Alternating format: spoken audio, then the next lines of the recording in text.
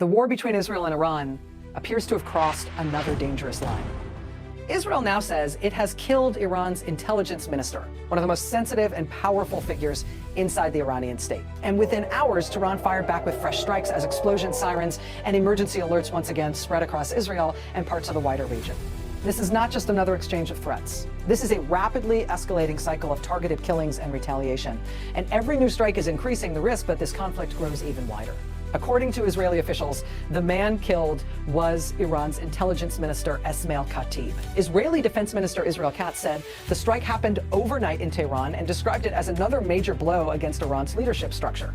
If confirmed, this would make Khatib the third senior Iranian figure Israel says it has killed in just 2 days, following other major assassinations that have already shaken Tehran's command structure. But here's the key point right from the start.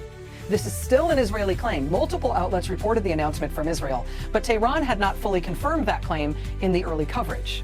That distinction matters, because in a conflict like this, both sides are fighting with missiles and narratives at the same time. So tonight's story is not just about what Israel says happened. It is about what that claim means, why this target matters so much, and why Iran's immediate response shows the danger is rising, not falling. Before we go deeper, if you want clear, fast, and fact-based coverage of the biggest stories moving the world right now, make sure you subscribe and turn on notifications.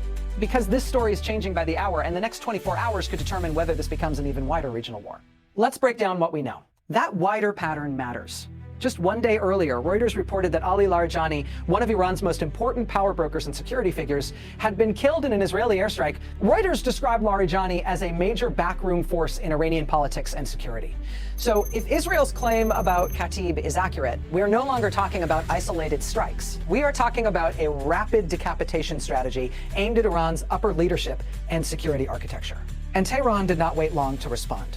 AP reported that Iran launched strikes toward Israel and Gulf countries after the latest Israeli attacks, while other reports said 2 people were killed near Tel Aviv in one of the retaliatory missile barrages. That timing is crucial. It tells us Iran is trying to show that targeted killings at the top of its system do not stop its ability to retaliate. In other words, Israel is trying to prove Iran's leadership is vulnerable, while Iran is trying to prove its military response remains intact. This is why the headline matters beyond the name of one official. When a country says it has killed the intelligence minister of its adversary, that is not only a military operation, it is a political message, a psychological message, and a strategic message. It is saying, we can reach people you thought were protected. And when the other side answers with missiles just hours later, its message is, we can still impose a cost even after losing key figures. That is how escalation works. Every side tries to restore deterrence by raising the stakes. And there is another reason this is so dangerous.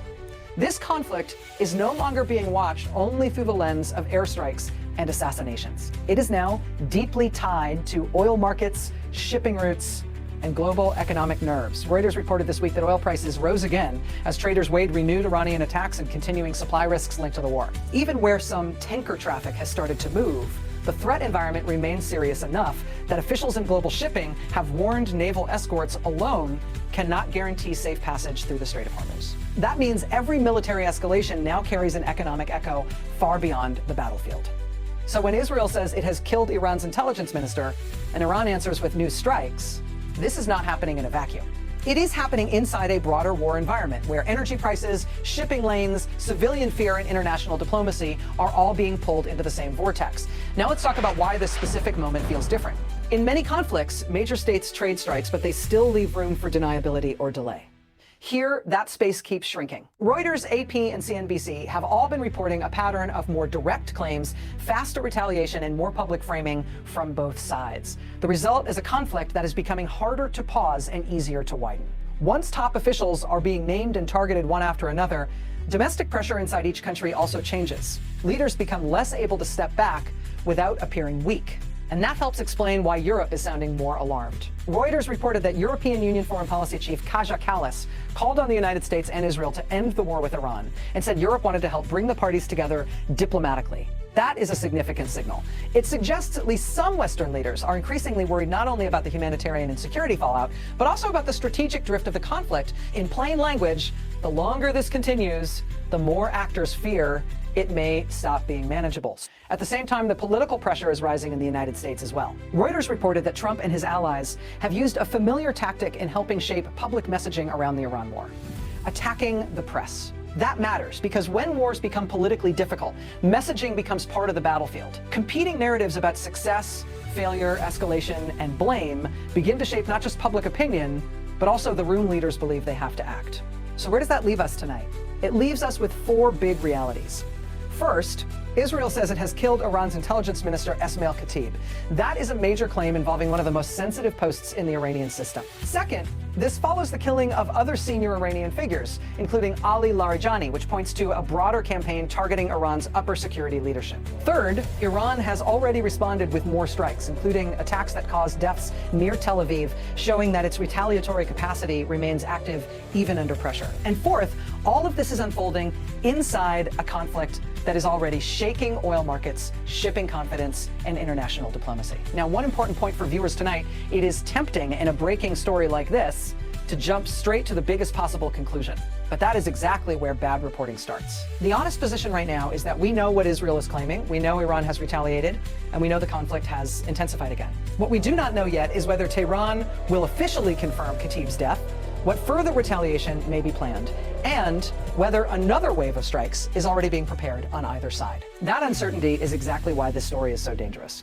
Because in wars like this, uncertainty does not calm things down. It often does the opposite. It creates pressure for more dramatic proof, more visible retaliation, and stronger public statements. If one side believes it has to demonstrate dominance and the other believes it must restore deterrence, the cycle becomes self-feeding. And when that happens in a region tied directly to global oil supply, shipping lanes, and multiple military powers, the consequences move far beyond one night of strikes. The next 24 hours will now be critical. Watch for 3 things. First, does Iran officially confirm or deny the death of Esmail Khatib? That will tell us whether Israel's claim stands uncontested or becomes another battle over narrative. Second, does Tehran's response remain limited to missile retaliation, or does it widen the pressure through Gulf attacks, proxy activity, or more aggressive moves tied to regional shipping? That will tell us whether Iran is trying to send a message or expand the battlefield. Third, do outside actors push harder for de-escalation, or do they begin preparing for a longer confrontation? Europe's call for diplomacy suggests concern is growing, but concern and leverage are not always the same thing. For now, the headline is simple, but the implications are enormous. Israel says it killed Iran's intelligence minister. Tehran has already fired back. And what we are watching tonight is not just a breaking news moment. It may be another step in the transformation of this conflict from a dangerous regional war into something even harder to contain.